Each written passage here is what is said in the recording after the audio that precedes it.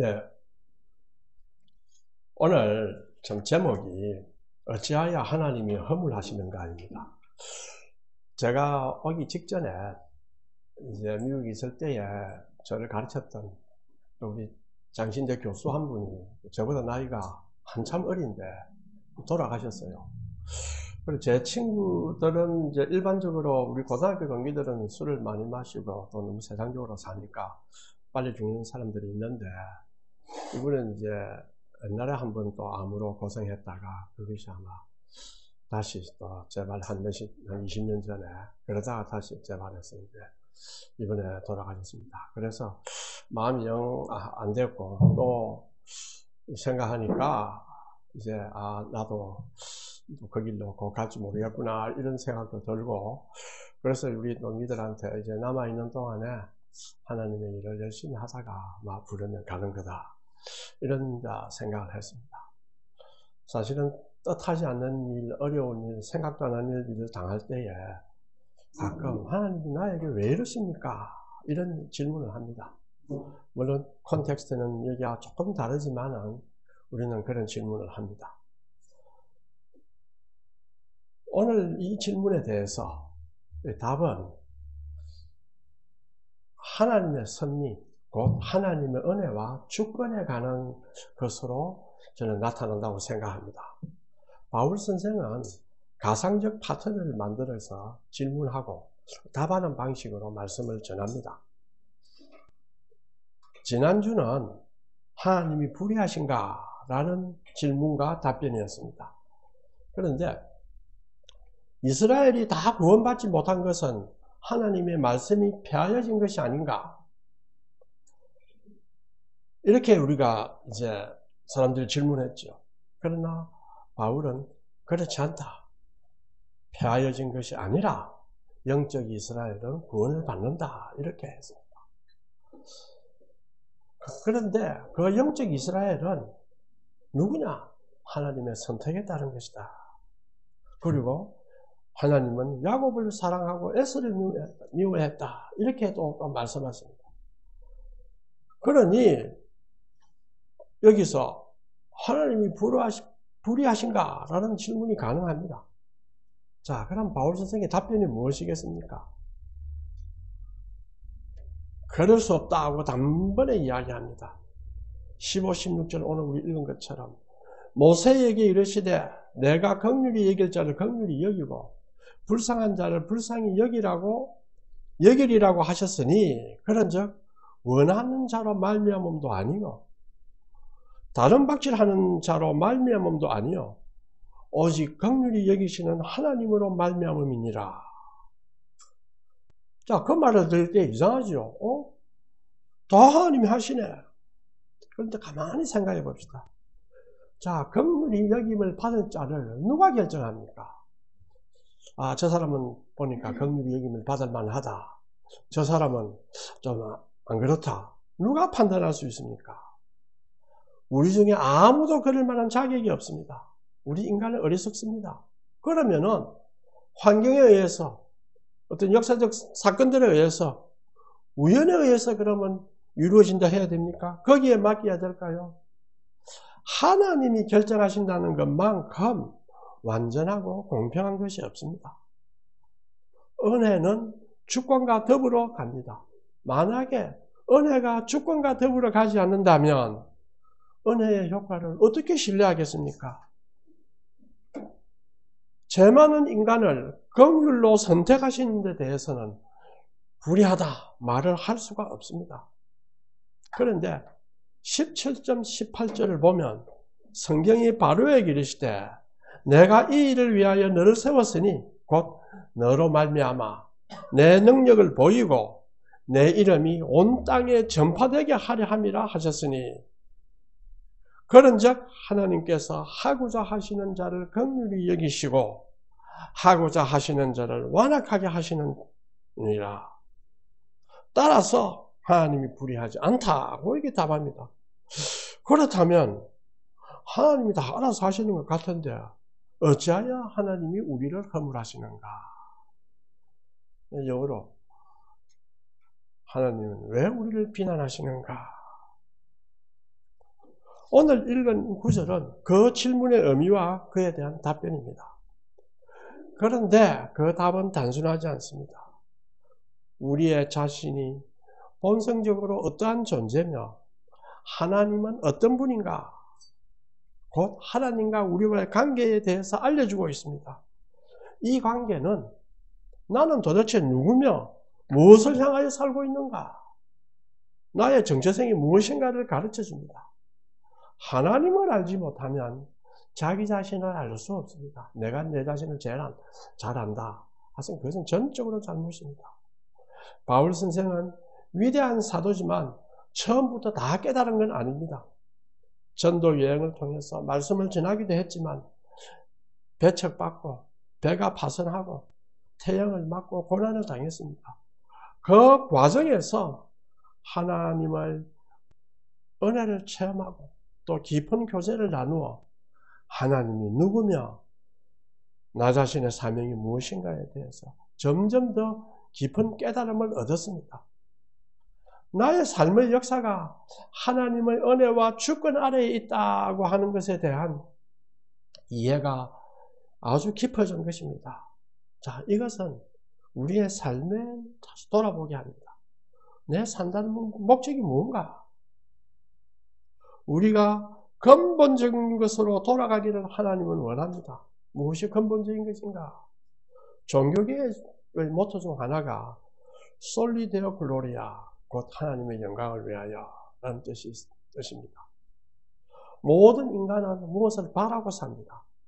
그렇죠. 좀 더 잘 살아보자. 좀 더 영화를 누려보자. 좀 더 남에게 좀 폼나는 삶을 살아보자. 여러 가지 영화를 바랍니다. 자, 그런데 어떤 영광이 우리가 구해야 할 가장 귀하고 좀 고상한 것인가? 한번 생각해 보십시오.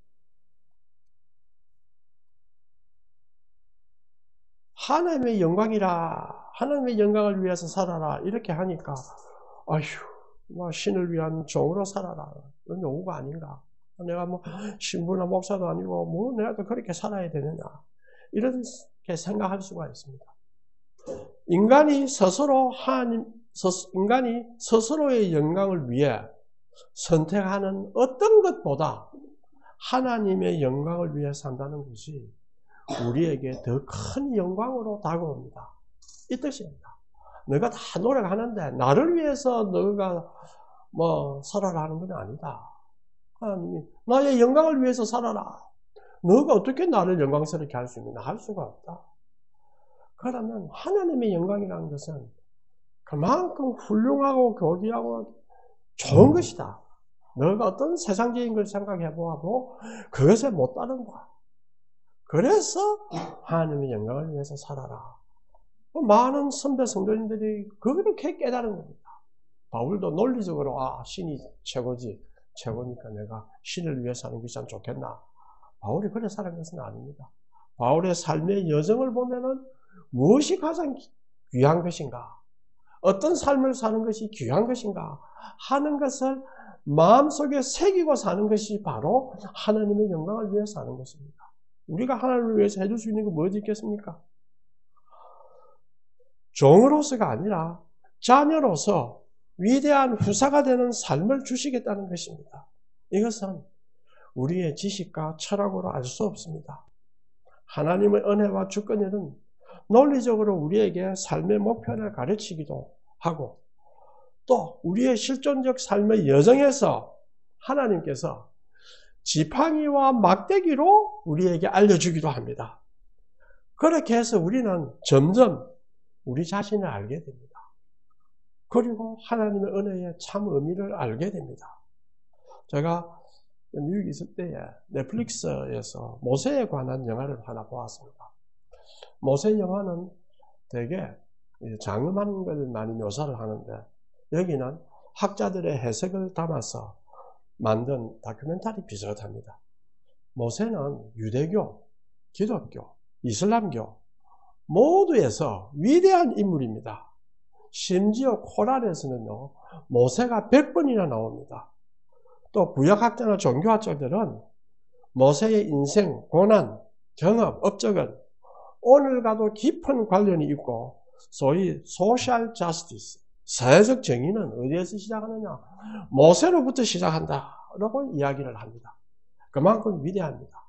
그런데 이 모세는 출생 성분은 히브리인이지만은 자라기는 당시 최고의 제국인 에집트의 왕족으로서 또 고급 인텔렉추얼로 자랐습니다.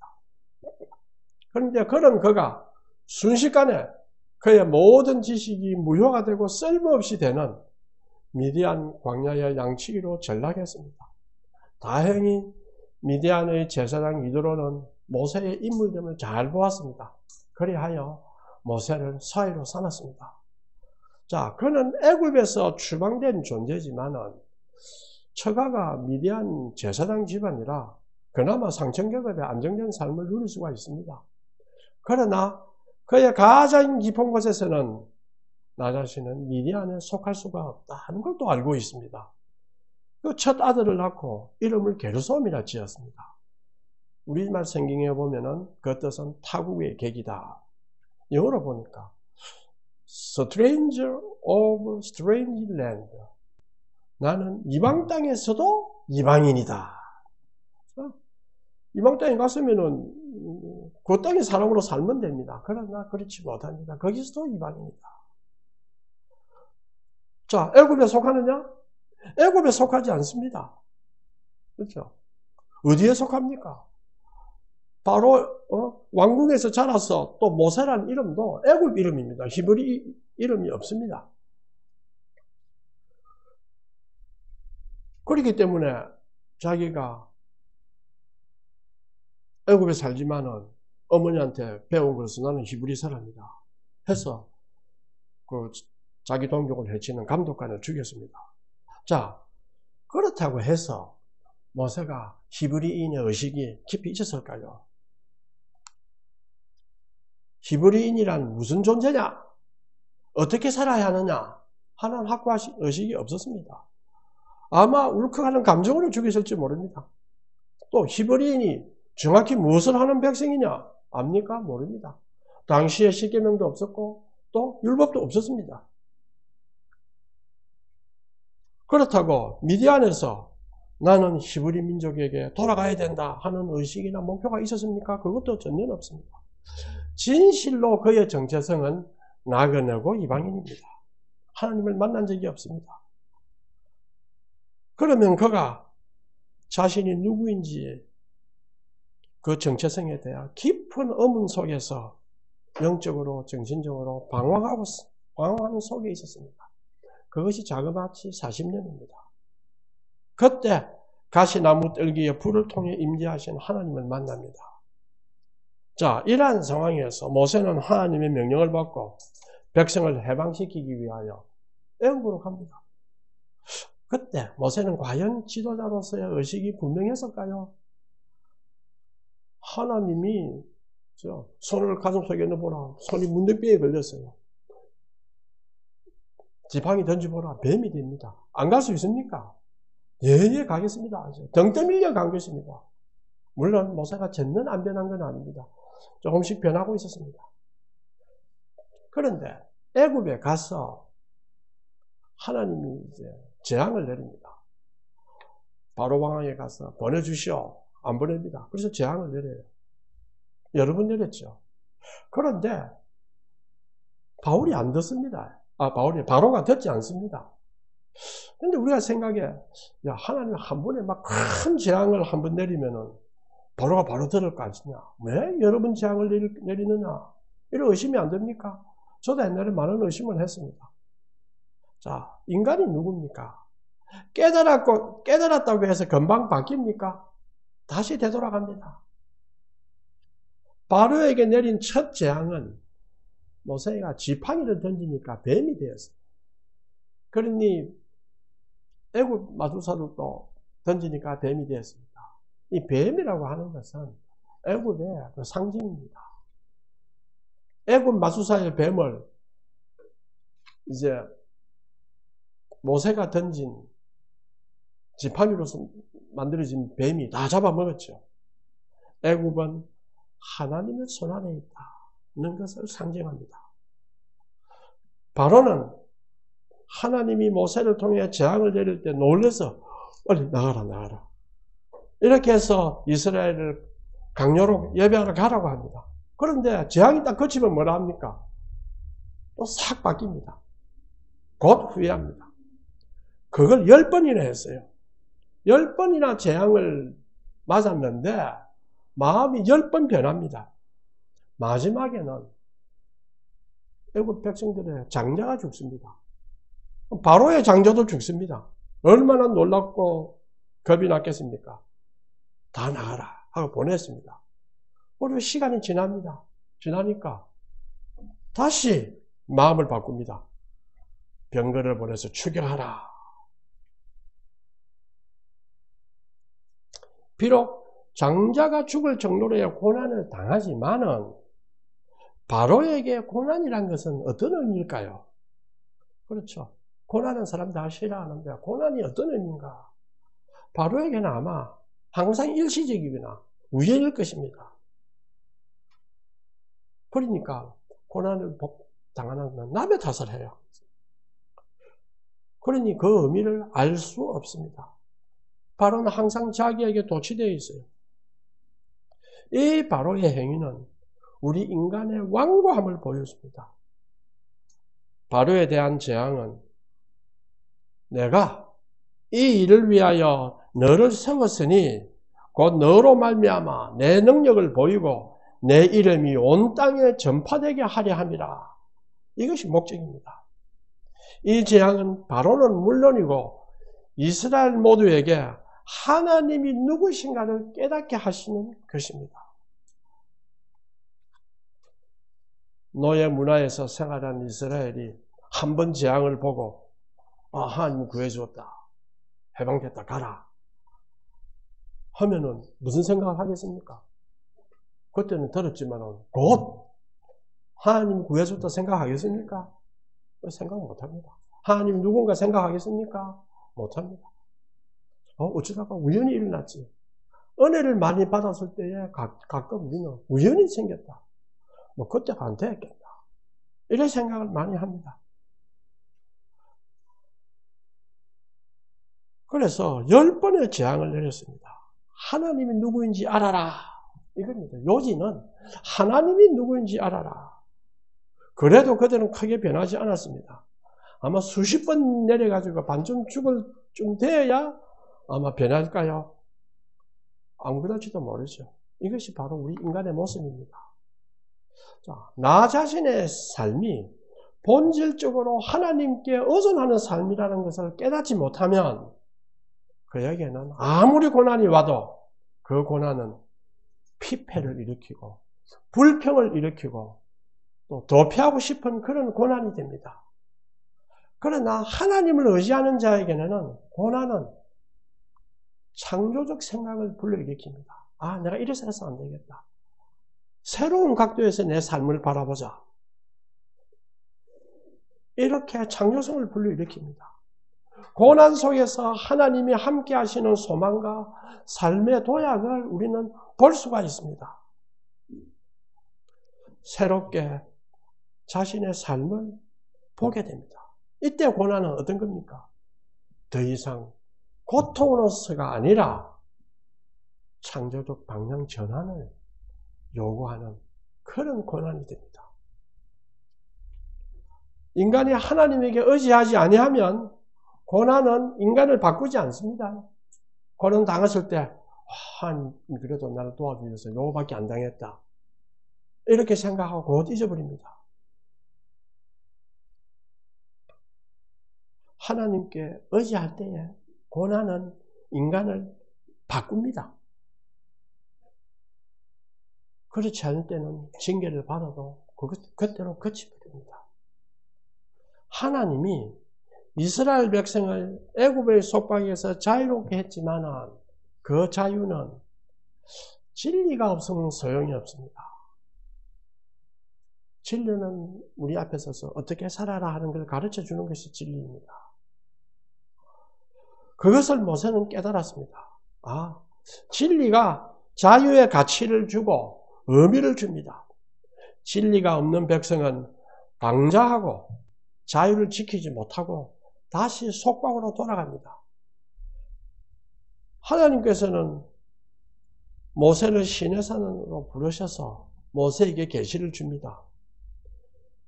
왜 이 백성을, 이렇게 목이 곧은 백성을 내가 불렀는가? 이걸 모세한테 가르쳐줘요. 이게 이제 진리에 해당됩니다. 출애굽기 19장 5절에서 6절에서 나옵니다. 세계가 다 내게 속하였나니 너희가 내 말을 잘 듣고 내 언약을 지키면 너희는 모든 민족 중에서 내 소유가 되겠고 너희가 내게 대하여 제사장 나라가 되며 거룩한 백성이 되리라. 너는 이 말을 이스라엘 자손에게 전할지니라. 자, 아브라함을 수메르 문명의 중심 도시인 우르 지역, 갈대아 우르에서 불렀습니다. 왜 불렀겠습니까? 가나안 땅은 황폐한 나라 아닙니까? 그렇죠. 그거 뭐 살만한 동네가 못 됩니다. 아무 문화도 별로 없습니다. 그런데 아브라함을 거기서 불렀습니다. 왜? 바로 이 원대한 목표를 이루어라. 타락하는 수메르 문화에서 향락만 누리고 살 필요가 없다. 그래서 떠나서 인류를 구원하는 새로운 문명을 만들어라. 그러기 위해서는 진리를 알아야 합니다. 그래서 모세는 이스라엘이 살아야 할 계명과 지침을 받으려고 시내산에 갔습니다.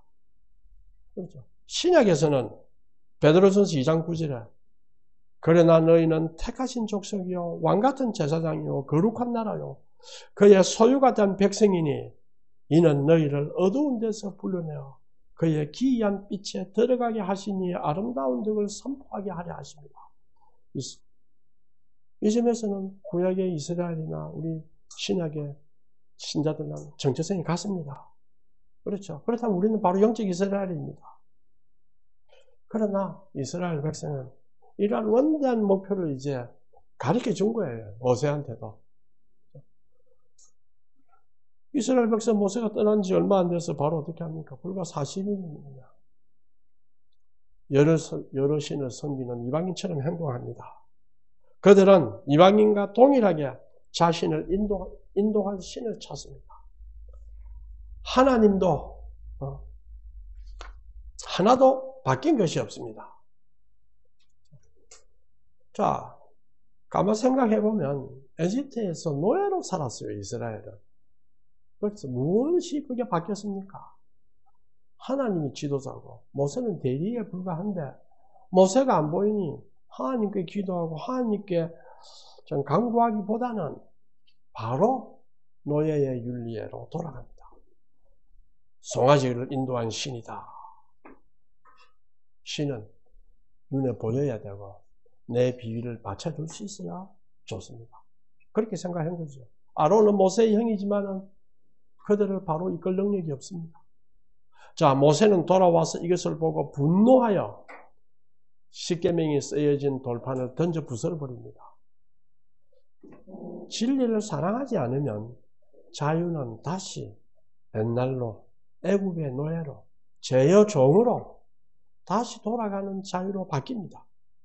이것이 타락한 인간의 모습입니다. 하나님이 진리의 주체입니다. 나의 삶과 구원은 하나님의 손에 달려있다는 것을 깨달을 때의 인간은 진정으로 행복하고 자유로운 삶을 살 수 있습니다. 그러나 인간은 이것을 무시합니다. 자신은 내가 내 주인이다. 또 나는 내 마음대로서 내가 자유를 누리며 산다.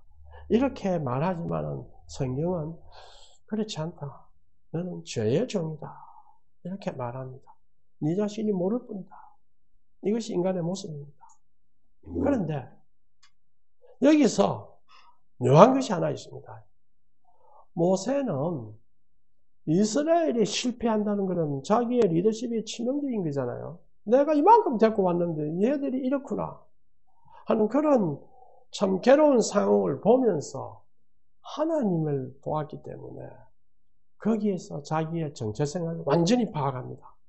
어떻게 파악했습니까? 자신의 생명을 걸 만한 일을 할 때에 그건 정체성을 파괴한 것이 아니겠어요? 하나님이, 야, 모세야, 이 백성은 희망 없다. 다 멸해라. 다 없애라. 그러면 너에게는 말은 없어서 우리 갈로 치고 이만큼 고생해서 일을 했는데 새로운 나라 하나 만들어줄게. 지금 그래 한 말 아닙니까? 그렇죠? 네? 하나 만들어줄게. 애들 저래 된 거 좀 미안하다. 뭐 이런 것도 갈로 치고 뭐 있을지 모릅니다. 그때 모세가 뭐라 했습니까? 내 생명을 걸고 하나님을 설득하죠. 하나님 그러시면 애굽 사람이 뭐라고 하겠습니까? 10가지 재앙을 내려서 백성을 불러내가 광야에서 다 죽였다. 하나님의 명성이 뭐가 되겠습니까? 이것을 여기서 비로소 우리는 하나 발견할 수 있는 것이 모세는 완벽하게 영적 광황에서 벗어나서 자신의 갈 길을 확고히 찾습니다. 이것이 우리도 역시 신앙 여정을 통해서 우리의 갈 것을 확고히 찾아야 됩니다. 이걸 확고히 찾으면 무슨 두려움이 있습니까? 다 이겨낼 수 있습니다. 그런데 인간은 그렇지 못합니다. 자신의 어리석음을 대한 책임을 누구한테 전가합니까? 하나님께 전가합니다. 하나님 나 왜 그러십니까? 내가 그거 할 만큼 안 했습니까? 라든지 내 기도 열심히 했는데 왜 복을 안 줍니까? 하나님이 어찌하여 허물하시느냐? 이 허물하시느냐의 헬라어는 뭡니까? 멘포마이라에서 책망하다, 꾸짖다 등입니다. 이제 3인칭 단수 현재 중간태로 사용되어서 그가 비난하는가? 3인칭 그가 비난하는가? 또는 그가 책망하는가? 하나님이 선택하시면서 왜 하나님이 인간의 죄를 책망하십니까? 이거 아닙니까? 그렇죠. 당신이 다 한다 해놓고 주권도 갖고 있고 하면서 왜 책망합니까? 바울은 복잡한 논리를 제시하지 않습니다. 이 사람아, 내가 누구기에 가만히 하나님께 반문하느냐? 지연받은 물건이 지은 자에게 어찌 나를 이같이 만들었느냐? 말하겠느냐? 하시면서 토기장이 비유를 듭니다. 자, 이 토기장이와 진흙이라는 이 비유는 바울 선생이 갑자기 말씀한 것이 아니라 구약과 유대교에는 널리 펴져 있습니다. 동시에 학자들은 이것이 바울의 이미지에 있어서 핵심적인 주장이다 라고 이야기도 합니다. 토기장이가 진흙 한 덩이로 하나는 귀히 쓸 것을 하나는 천히 쓸 것을 만들 고난이 없느냐 이 말이죠. 그래서 구약에 관련 본문을 보고 제가 예레미야를 한번 살펴봤습니다. 18장 6절에 10절을 읽어보면요. 여호와의 말씀이니라 이스라엘 족속아 이 토기장이가 하는 것 같이 내가 너희에게 행하지 못하겠느냐? 이스라엘 족속아 진흙이 토기장이의 손에 있음같이 너희가 내 손에 있다. 하나님과 인간, 이스라엘 백성과 하나님과의 관계 이런 것들을 이야기를 합니다. 내가 어느 민족이나 국가를 뽑거나 부수거나 멸하라 할 때에 만일 내가 말한 그 민족이 그의 악에서 돌이키면 내가 그에게 내리기로 생각하였던 재앙에 대하여 뜻을 돌이키겠고 내가 어느 민족이나 국가를 건설하거나 심으려 할 때에 만일 그들이 나보기에 악한 것을 행하여 내 목소리를 청중하지 아니하면 내가 그에게 유익하리라 한 복에 대하여 뜻을 돌이키리라 이렇게 했습니다. 또 디모데후서에도 보면 이렇게 나옵니다. 큰 집에는 금그릇과 은그릇뿐만 아니라 나무그릇과 질그릇도 있었어. 귀하게 쓰는 것도 있고 천하게 쓰는 것도 있나니 그러므로 누구든지 이런 것에서 자기를 깨끗하게 하면 귀히 쓰는 그릇이 되어 거룩하고 주인의 쓰심에 합당하며 모든 선한 일에 준비함이 된다. 자, 이렇게 보면 토기는 두 가지 특징을 지니고 있습니다. 하나는 어떤 토기가 되더라도 자기를 깨끗하게 하면 귀히 쓰는 그릇이 되어 주님의 쓰심에 합당하며라고 합니다. 이거는 디모데후서 2장 20절에서 21절을 아까 좀 읽었습니다. 한번 가서 한번 찾아보십시오. 또 토기의 비유라도 토기는 수동적 무생물적인 것이 아니라 능동성을 가지고 있는 것으로 묘사되어 있습니다. 하나님은 아담에게 인간에게 다 자유를 주어서 인간이 그 자유로 범죄하는데 하나님이 인간을 비유로 무생물적인 토기, 내가 마음대로 할 수 있는 토기 이렇게 하겠습니까? 또 다른 하나는 뭐냐면 만약 하나님이 멸망하도록 준비된 진노의 그릇들을 큰 인내로 참고 계셨다면 이에 대해 무슨 이의를 제기할 수 있겠느냐? 그렇죠? 하나님이 그렇게 하신 목적이 자신의 진노를 드러내고 자신의 능력을 알리고 특히 영광을 위해 미리 준비된 긍휼의 그릇들에게 그분의 영광의 풍성함을 알리기 위한 것이다. 그러니 이것을 깨닫는 것이 중요한 것입니다. 10가지 재앙은 이처럼 진노를 드러내어 능력을 알리고 하나님의 영광의 풍성함을 보이기 위한 여러 기적입니다. 하나님의 오래 참으심을 받은 진노의 그릇들은 하나님이 인내하셔서 그들이 회개하도록 하기 위한 거짓수가 있습니다. 그래서 22절, 23절에 보죠. 만일 하나님이 그의 진노를 보이시고 그의 능력을 알게 하고자 하사 멸하기로 준비된 진노의 그릇을 오래 참으심으로 관용하십니다. 오래 참으시고 관용하는 것을 하나님이 내가 좀 이래 해도 별로 괜찮네 이래 생각해서는 아마 안 될 것 같습니다. 또한 영광 받기로 예비하신 바 긍휼의 그릇에 대하여 그 영광의 풍성함을 알게 하고자 하셨을지라도 여러분들은 무슨 말을 하겠느냐? 이 구절은 하나님의 손에 우리의 삶의 역사가 달려있다는 참으로 기쁜 소식을 이야기하고 있습니다. 왜 기쁜 소식입니까? 내 삶의 역사가 우리 사회의 분위기, 내가 살고 있는 지역의 경제적 여건, 그렇죠. 내가 하고 있는 일, 여기에 다 달려있다고 한다면 인간은 아마 항상 불안하고 또 악에 받쳐 아마 살 겁니다. 이래서는 할 수 없다. 악자까지 살자 뭐 하든지 그렇게 아마 살 것입니다. 만일 우리의 미래가 우리의 구원이 우리의 손에 달려있고 내 노력에 의지해야만 한다면 굉장히 힘든 삶입니다. 토기장의 비유는 불편한 진실이 아니라 하나님이 우리에 대한 사랑과 은혜 그리고 주권에 대한 가장 고도한 표현이 아니겠습니까? 인간은 하나님의 형상을 따라 창조되었는데 죄로 인해 하나님을 떠났습니다. 그러나 하나님은 예수 그리스도를 통해서 우리에게 은혜를 베푸셨고 인간은 하나님의 손에 있는 토기처럼 하나님의 뜻에 의해 새롭게 빚어질 수가 있습니다. 다시 말하면 보잘것없는 나도 주님의 은혜로 새롭게 될 수가 있습니다.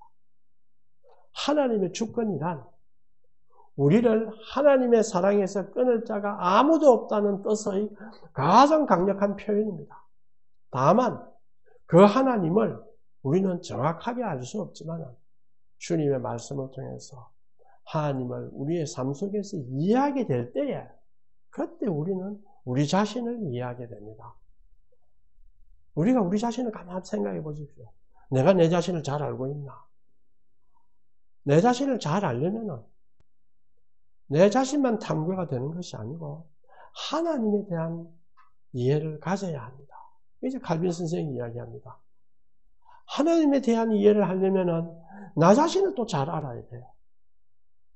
또 나를 잘 알려면 하나님을 잘 알아야 됩니다. 요 관계로 가야 됩니다.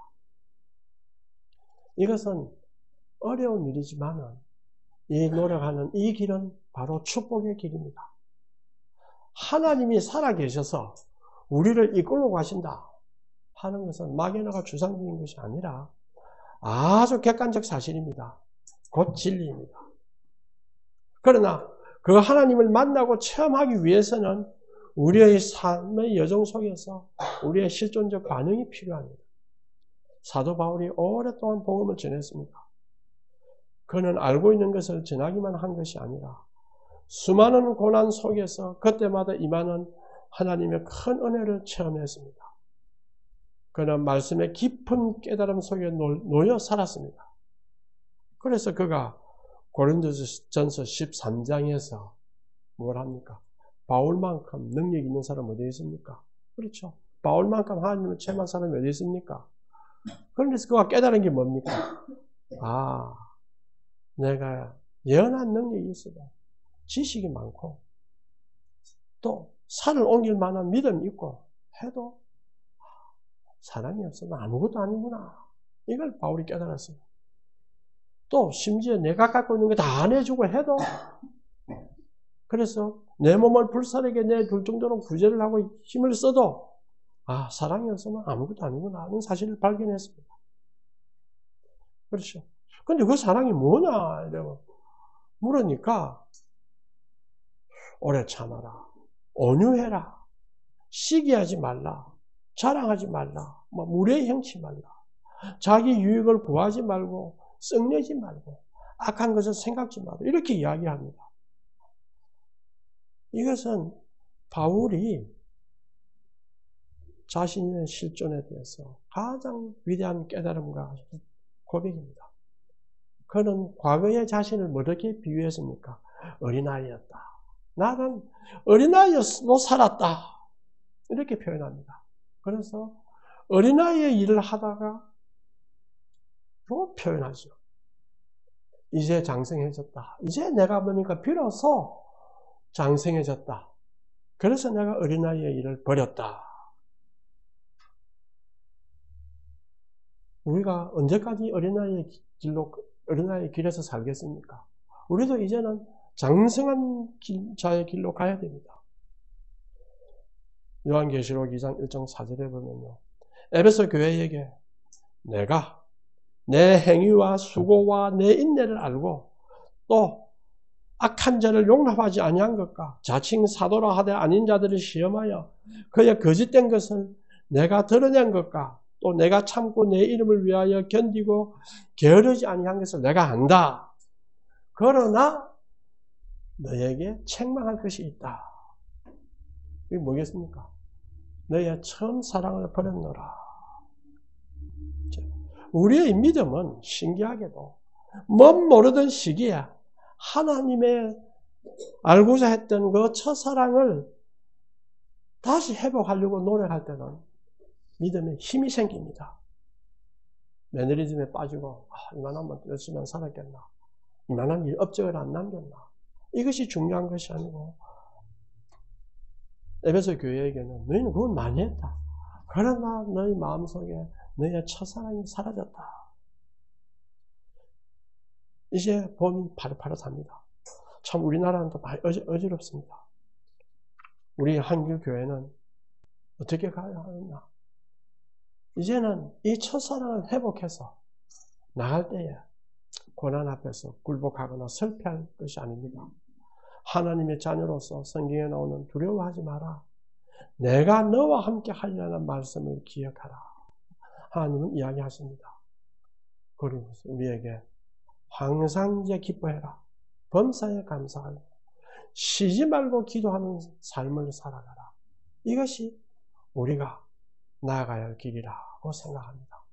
다시 통성으로 기도하겠습니다.